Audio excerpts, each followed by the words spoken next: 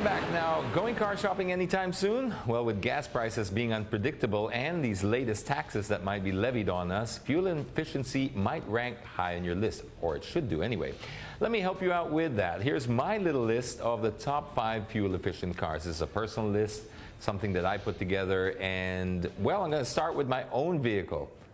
The Volkswagen Polo, diesel, 1.6 liter. This thing runs on the smell of an oily rag. It's the whole reason I got this car, because inside is pretty plain. There's not a lot of selling points on the inside compared to, let's say, a Honda City or a Toyota Vios in terms of features, but as far as this engine goes, wow, you have to kick it every time because you're like worried that the gas gauge is broken. It is that good. Also, the Hyundai Accent, also in the diesel version. You have to get the diesel version for this to count.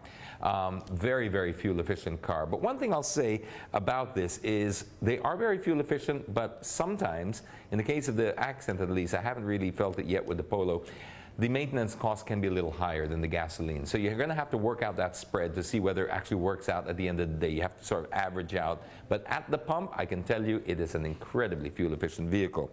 Then there's the Toyota Prius. This thing has been around for quite a while, and it's basically is the face of hybrids in the world. And this car here can get you anywhere as high as 50 kilometers a liter. I've done it personally. It's not a realistic figure if you're doing it every day, but I have achieved 50 kilometers to the liter just sort of tooling around the city. Obviously, it works on a hybrid system, so it depends on how you drive it. And if you're very, very gentle and you've stored enough power, that figure can be done as well. Then there's also the Trailblazer. Now, that might sound odd to a lot of people. You might think, hey, wait, that's not the most fuel-efficient car in the country, and it isn't. I have one as well. It's a second car, and the reason I put it on the list is when you look at what it can carry versus the fuel efficiency, then it starts to make sense. Yes, it's not going to do anywhere near the fuel efficiency figures of the Polo, but it can carry twice as much. So is it twice as fuel efficient? When you add it up and you start filling it up with people and luggage and stuff, and you look at what you'd have to take to be able to carry the same in a Volkswagen Polo, it does sort of pay its way off. So that had to make it on the list. And the last one is probably something that none of you ever really thought of. It's called a BYD E6.